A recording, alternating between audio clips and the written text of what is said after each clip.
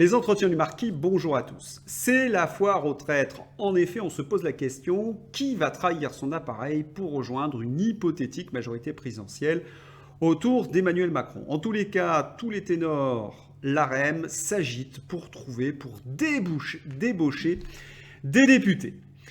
On atteint des sommets dans l'ignominie politique. Mais avant de commencer cette vidéo, je voulais débuter par une touche humoristique avec ce dessin qui m'a beaucoup fait rire.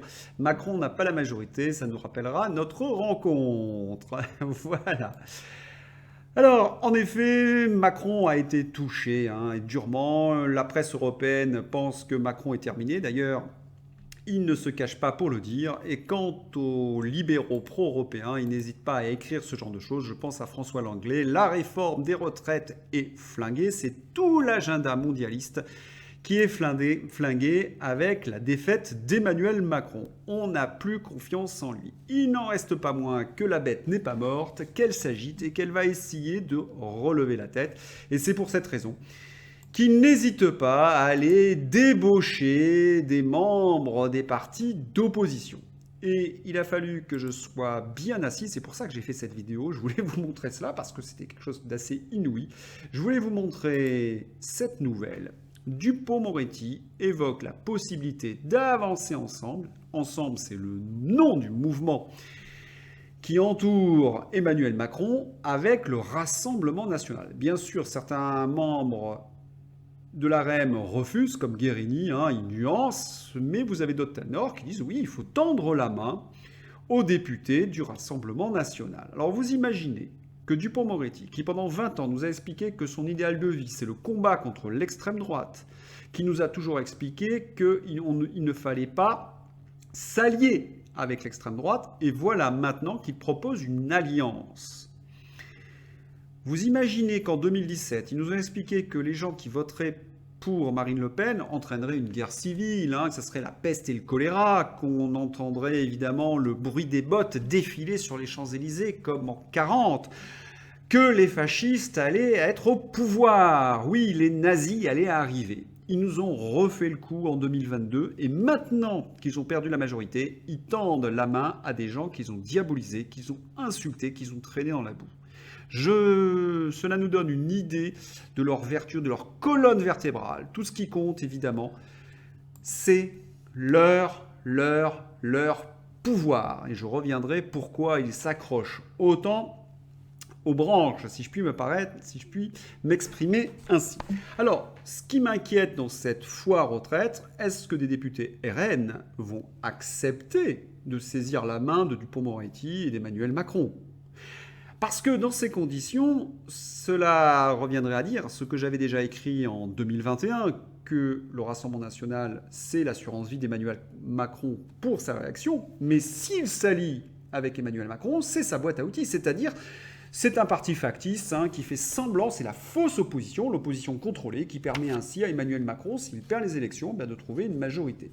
Vous imaginez que tous les électeurs qui ont voté Rassemblement national pour faire barrage à Emmanuel Macron, comment ils pourraient être trahis ? Alors pour l'instant, nous n'avons pas de réponse de l'appareil du Rassemblement national qui fait la moue. Mais attention, il y a des sirènes, et pas seulement les sirènes d'Ulysse, il y a aussi les sirènes des voitures de fonction, des Marocains ministériels, il y a des ambitions, il y a des vice-présidences, il y a des ambitions au Rassemblement national, et je me demande si certains ne vont pas saisir cette main. Attendons, mais j'avoue que je suis très surpris. À moins qu'il y ait un deuxième scénario, c'est qu'on fait croire à une alliance avec le Rassemblement national pour agiter un petit peu la gauche. Dans ces conditions, nous serions dans une autre configuration et ce que je vous avais dit dans la dernière, c'est la vidéo de vendredi, c'est-à-dire que les NUPES ou Macron, c'est la même chose, eh bien, cette nouvelle, dans une certaine mesure, vient conforter mes analyses. Pour quelle raison ?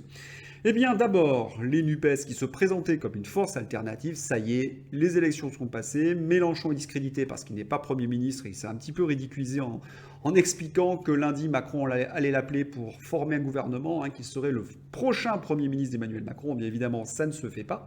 Mais surtout, les socialistes et les écologistes, si vous avez un petit peu regardé l'article, eh bien, ils décident de former un groupe indépendant de la France insoumise à l'Assemblée nationale. Dans ces conditions, ce sont eux les boîtes à outils d'Emmanuel Macron. Et dans cette foire aux traîtres, ce ne serait pas impossible que les socialistes rejoignent une hypothétique majorité présidentielle, les écologistes. Ce que je vous avais aussi dit, c'est qu'une partie des mesures souverainistes n'était pas envisageable si Mélenchon était Premier ministre, pour une raison simple, c'est que les écologistes et les socialistes sont profondément européistes. Ce sont des sans-frontiéristes. Ils se retrouvent donc sur une ligne Emmanuel Macron, c'est la ligne World Economic Forum. Ils ont comme alliés communs les Soros, les Klaus Schwab et compagnie. Ce ne serait pas très étonnant, par exemple, que certains écologistes acceptent, d'autant que mon machin a disparu, acceptent par exemple un ministère de l'écologie. Vous voyez ce que je veux dire? Alors on fait peur avec le Rassemblement national, il y a un mouvement du côté NUPES, et Macron dit non, non, pas d'alliance avec le Rassemblement national, c'est avec la gauche que je veux m'allier. Il faut faire attention à ce jeu de billard à deux bandes. On fait croire qu'on va sur la droite, mais en même temps, peut-être qu'ils tendent véritablement la main au Rassemblement national, parce que de toute façon, ce qui est important pour eux, c'est de conserver le pouvoir. Et je reviendrai là-dessus.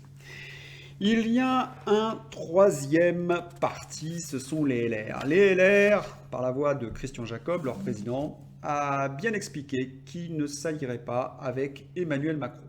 Alors vous avez des membres des LR, les fameux traîtres, les Copé, les Damien Abad, les Darmanin et compagnie, qui appellent leur ancien compagnon des LR à rejoindre Emmanuel Macron.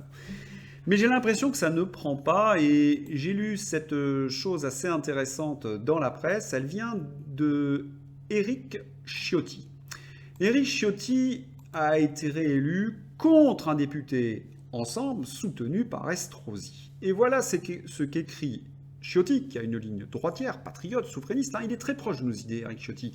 Et on l'attendait d'ailleurs dans une union des droites. Je pense à l'ignoble Muselier, qui incarne l'ADN de la traîtrise, qui s'est déchaîné avec une vulgarité innommable contre nos candidats.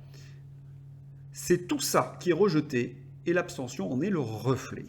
Et oui, non seulement ils ont perdu, mais certains membres, en effet, LR, ne se sont pas déplacés pour aller voter pour ces élections législatives. Ciotti refuse une alliance avec Emmanuel Macron. Et c'est un homme qui compte aujourd'hui dans ce qui reste des LR. On peut donc penser que ces LR, s'ils attendent en embuscade, ce que je vous avais dit, parce qu'on avait eu des indiscrets, la prochaine dissolution, et qu'ils vont apparaître donc comme des sauveurs, ils auront besoin d'alliances, et notamment sur la droite. Et c'est peut-être pour ça qu'Éric Ciotti pourrait incarner cette main tendue vers les patriotes. En tous les cas, on espère, parce qu'il y a des gens comme Bellamy, Muselier, pas Muselier, oh là là, non, surtout pas Muselier, le traître, et dire que son ancêtre a été résistant, l'amiral Muselier, c'est à véritablement vomir. Voilà. Et Muselier a été conforté... Muselier, mais je vais pas y arriver. Ciotti est conforté dans ses analyses par Nadine Morano. Nadine Morano qui a expliqué qu'elle ne fera pas un pacte, comme on ne fait pas un pacte avec le diable. Faust avait signé un pacte avec le diable. Eh bien, les Républicains ne feront pas un pacte avec Emmanuel Macron. Emmanuel Macron se retrouve pris à son propre piège. Alors, les LR ont l'air d'avoir l'air de conserver leur indépendance. Est-ce qu'ils vont conserver une telle attitude? L'avenir nous le dira. Bon. Maintenant, nous l'espérons, parce que ce serait en effet... Sans eux, on ne pourra pas gagner une élection législative ou présidentielle. On aura besoin de la droite LR pour gagner. Donc, qu'ils conservent cette attitude, Alors, on va faire un petit peu le bilan de cela, et c'est pour ça que j'ai fait cette vidéo. Les appareils ont l'air de conserver leur distance avec Emmanuel Macron, mais des individualités sont prêts à franchir le pas. Ce sont des gens qui n'ont pas une vision à long terme, parce que, comme l'a rappelé Régis de Castelnau, ce gouvernement est un gouvernement de corrompus. Et que si un jour nous basculons véritablement en démocratie, certains prendront 30 ans de prison, et il ajoutait dans les mines de sel de Camargue, pour plaisanter Régis de Castelnau. En effet, ils ont commis toute une série d'irrégularités, j'en ai parlé à longueur de vidéo, et c'est pour cette raison qu'ils s'accrochent au pouvoir et qu'ils sont prêts à toutes les compromissions idéologiques pour justement conserver ce pouvoir. Alors, cela dégoûte, cela écœure, cela éloigne de plus en plus les électeurs des urnes, mais il faut faire exactement le chemin inverse. Il faut voter pour des gens intègres, des gens qui conservent leur ligne, qui n'ont pas varié d'un iota, qui ont une véritable sincérité. Si on commence à voter pour des gens qui changent d'idéologie tous les 4 lundis, bah en effet, on est fichu. Il ne faut pas se laisser manipuler par les médias. Voilà, si vous avez aimé cette vidéo, n'hésitez pas à la liker, à la diffuser sur les réseaux sociaux. Et puis à bientôt pour un nouvel entretien. Bye bye!